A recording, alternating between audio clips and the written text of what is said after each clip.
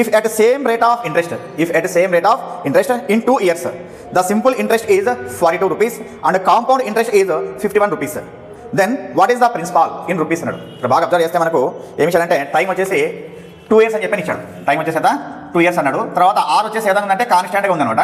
ఉన్నప్పుడు simple interest వచ్చేసి ఎంత ఉందంటే 40 రూపీస్ ఉంది, అంటే 2 yearsకి. తర్వాత కాంపౌండ్ ఇంట్రెస్ట్ వచ్చేసి ఎంత ఉందంటే 51 రూపీస్ ఉందని చెప్పని ఇచ్చాడు. ఇచ్చి ఏం కనుకోమంటే పీని ఫైండ్ అవుట్ చేయమని చెప్పి అంటున్నాడు.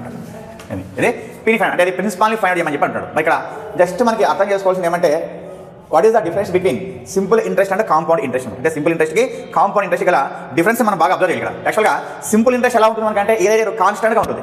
అంటే మనకి ఇక్కడ ఏం ఇచ్చాడు 2 years కలిపి అన్నాడు 42 అన్నాడు. 2 years ఎంత వచ్చింది సింపుల్ ఇంట్రెస్ట్ 42 అన్నాడు. అంటే 1 yearకి ఎంత వస్తున్నప్పుడు సింపుల్ ఇంట్రెస్ట్ అంటే మనకు ఏం చేస్తున్నారు 42/2 years ఎంత 21 రూపీస్ వస్తుందని చెప్పి అంటున్నాను. ఓకే, మరి అదే కాంపౌండ్ ఇంట్రెస్ట్ ఏమవుతుందంటే ఫస్ట్ ఇయర్ అంతా కూడా సింపుల్ ఇంట్రెస్ట్ మాదిరిగానే ఉంటుంది, 21 ఉంటుంది. నెక్స్ట్ ఆ తర్వాత మళ్ళీ సెకండ్ ఇయర్కి ఏదైనా కలిపి కాంపౌండ్ ఇంట్రెస్ట్ అంటే ప్రిన్సిపాల్కి తర్వాత ఇంట్రెస్ట్కి రెండింటిని కలిపి ఏం చేస్తామంటే ప్రిన్సిపాల్ అమౌంట్గా తీసుకొని ఆ తర్వాత కాంపౌండ్ ఇంట్రెస్ట్ని మళ్ళీ మనం కౌంట్ చేస్తాం అన్నమాట. ఓకేనా, ఇక్కడ మనకు సింపుల్ ఇంట్రెస్ట్ కాన్స్టెంట్గా ఉంటుంది ప్రతి ఇయర్, కానీ కాంపౌండ్ ఇంట్రెస్ట్ ఏదైనా ఉంటుందంటే డిఫరెంట్గా ఉంటుంది. సింపుల్ చెప్పాలంటే ఫస్ట్ ఇయర్ వచ్చేసి సింపుల్ ఇంట్రెస్ట్ కాంపౌండ్ ఇంట్రెస్ట్ రెండు సేమ్ ఉంటాయి.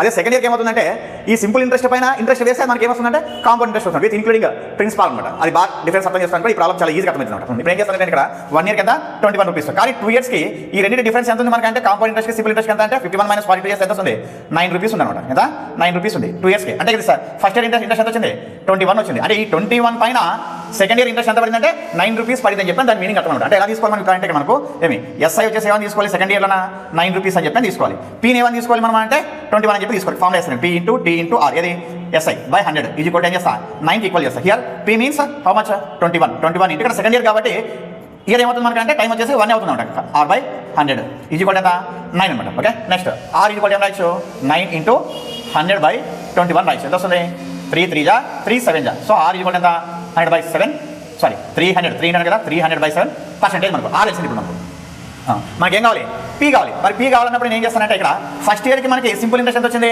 ఫస్ట్ ఇయర్కి 21 రూపీస్ వచ్చింది. ఇప్పుడు దీనికి ఫార్ములా రాసుకుందాం PTR/100 ఈజ్ ఈక్వల్ ఎంత 21. నెక్స్ట్ ఇయర్ పీ తెలియదు మనకు PRనే పెట్టుకో. ఫస్ట్ ఇయర్కి అన్నా కాబట్టి టీ ఏం చేస్తా 1 అని వేసుకుంటా. నెక్స్ట్ R వచ్చేసి ఎంత 300/7 వేసుకుంటా బై తర్వాత ఎంత 100. ఓకే, ఈజ్ ఈక్వల్ ఎంత దీనికి ఈక్వల్ 21కి ఈక్వల్ అనమాట. ఇప్పుడు మనం ఏం చేయొచ్చు అంటే ఇక్కడ పీ ఈజ్ ఈక్వల్ ఏమంటా నేను 21 × 100 బై 25 అవుతుంది ఇంటూ 100 అవుతుంది. నెక్స్ట్ ఏముంది P × 300/7 కదా, అది 20 అవుతుంది 7/300 అవుతుంది అనమాట. ఓకే, ఇప్పుడు ఏం చేయొచ్చు 2 zeros క్యాన్సల్ చేయొచ్చు. 3 1 జా 3 7 జా 7 7 ఎంత 49 రూపీస్ అనమాట. జస్ట్ ఈ లాజిక్ని మనం అర్థం చేసుకున్నామంటే ప్రాబ్లం చేయగలుగుతాం, లేకపోతే రిస్క్ అవుతుంది అనమాట. మరి ఏ ఆప్షన్ అంటే మనకి ఇచ్చిన వాటిలో వచ్చేసి second option is the right answer అనమాట.